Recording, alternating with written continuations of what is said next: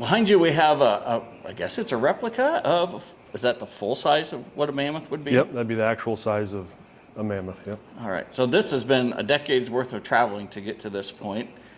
Yeah, it's one of the, I kind of joke about, me being like a blister, showing up after the work's all done. So this whole project began years before I even came here. So it all started with the Midwest One Bank, Sandy Bailey and Jane Kreutzvelt, I believe. I hope I didn't butcher that, but they had a grant through the Midwest One, I think it's like community enhancement grant, something along those lines, that they applied for and got and received, and they wanted to use that money towards this project here. So that was back in 2017, and now we finally got her here. All right, so you've worked in other counties in conservation before coming here to Mahaska County, correct? Yes.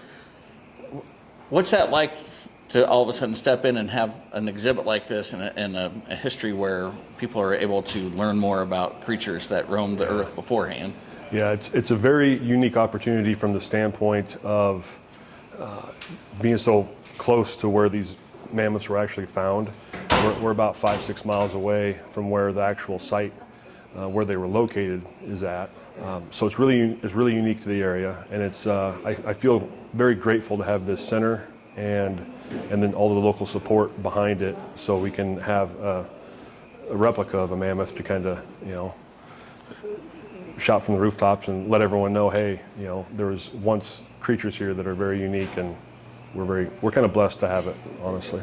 All right, so we mentioned Midwest One and Sandy Bailey and Jane Kreutzvelt were instrumental in helping bring this replica here.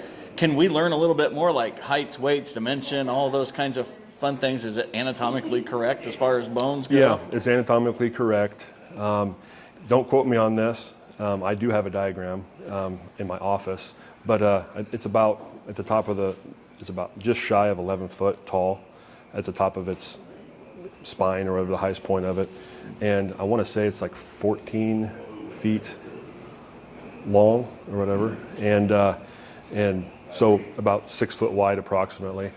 So, but the one thing that you don't see that would give it a lot more length is the tusk, or not the tusk, but the trunk. Okay. So the trunk's going to extend, it's going to give it a lot more length, more of an appearance of being longer. You look at it now, it just seems like it's mostly legs. Right. But it's still very interesting to be able to kind of see how these animals were built and put together. Well, I was going to say, lots of kids should be excited to see mammoths. I think Ice Age made mammoths quite popular. I think it's been up for a little bit. How's the reaction been from the public so far as they come in and see it? So one thing I've noticed during the week, like after lunch, there's a big rush, and it's just like a constant flow of people pretty much until it's about supper time again, like during the middle of the week, where before we never really had that much traffic in here. So there's definitely an increase. People are hearing about the mammoth, they're coming in to check it out. There's a lot of people taking selfies and probably posting it on social media, which helps. So everyone seems to be kind of amazed by it. A big day for you guys here at the Environmental Learning Center, the official unveiling of the mammoth. Over a decade's worth of work. So what's that feel like for you to have this milestone? It's exciting because it's sort of like a wrap up of all the work that volunteers had done during the mammoth dig, all the planning for the Environmental Learning Center. We've been saving this space for the skeleton for a few years, and it's finally here. And we're excited to draw people into Oskaloosa, into Mahaska County, and into the Environmental Learning Center to learn all about nature and the outdoors, and especially the history of Mahaska County due to the mammoths. I saw you out at the mammoth dig many times. So you see a complete skeleton, but what's that feel like? So you saw the real bones come out of the dirt, and now you're seeing a replica, or what's that whole process feel like? I mean, was it surreal at first, and now it's surreal again? In a way it is. It brings back a lot of memories from the dig, and I've enjoyed it. I've looked on some old photos of the times we spent, the hot days, the cold days, the dry and muddy, digging up bones, holding them for the first time since they were buried, and now these animals that are extinct. Now we have a replica right behind us. So it's just a continuation of the story that started way back in 2010 when the first bone was found. Well, I remember interviewing you one day when I think it was the tooth on the left was getting dug out of the dirt. Yeah. And people just, the amazement at, being able to see, I mean, such a large tooth. And Yeah. trying to put that whole scope, I mean, there was the skull to the mammoth that came out that had the tree embedded in it, I think. Yes. There was Yes. all sorts of different interesting and fascinating stories. Are you able to start relating some of those to the youngsters that are starting to come through and see it? Yes, it provides great stories from the dig, what we've learned from it, questions we still have. We still don't know why they died. It's a mystery, but it's intriguing to everybody, and it keeps us involved. It's a continuating story. And for the kids today, we get to share what we learned. We get to share about our experience. They get to see the bones firsthand.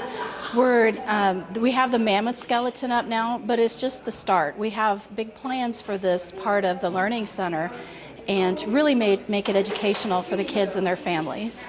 So what kinds of future plans are we looking at? We're looking at putting up a mural of the landscape of what Iowa could have looked like back in the last Ice Age time. We're also going to be doing some landscaping around the feet of the mammoth to tie it in. The soil test, I remember way back when we were digging, they dug way down in the soil and found evidence of a boreal forest deep in the soil, about the same places where the mammoth bones were found. So the story of Mahaska County's history just started unfolding. I think that's the most fascinating part about the whole experience with the mammoth. So, of course, Ice Age, the cartoon movies, whatever, made mammoths really popular. Are you Yes. hearing any of that from the youngsters as they come through? When you talk about a woolly mammoth and you relate it to the Ice Age movies, they go, oh yes, Manny, the woolly mammoth. And Sid the Sloth. I mean, all those animals have been found here in Iowa. And even recently, we've learned of a saber-toothed tiger. We found ground sloths in Iowa. So the history, it's right there. We're learning about a unique time in our history.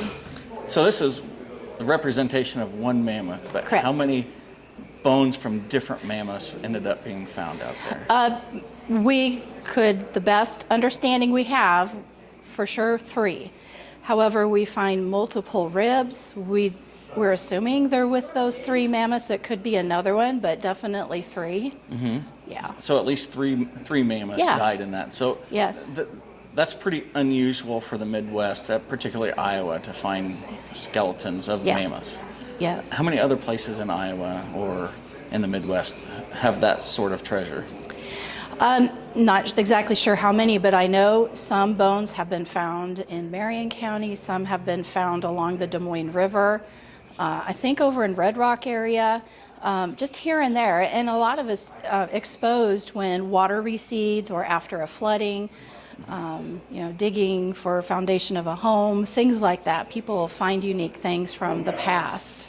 I was going to say that's how this all started out, was some people going, fossil hunting or arrowhead hunting, and Yeah. right after a flood, right? Right, after the flood of 2010, yes, we had a lot of rain that summer, and it washed out an area next to a creek, and it exposed the femur bone, which we have on display.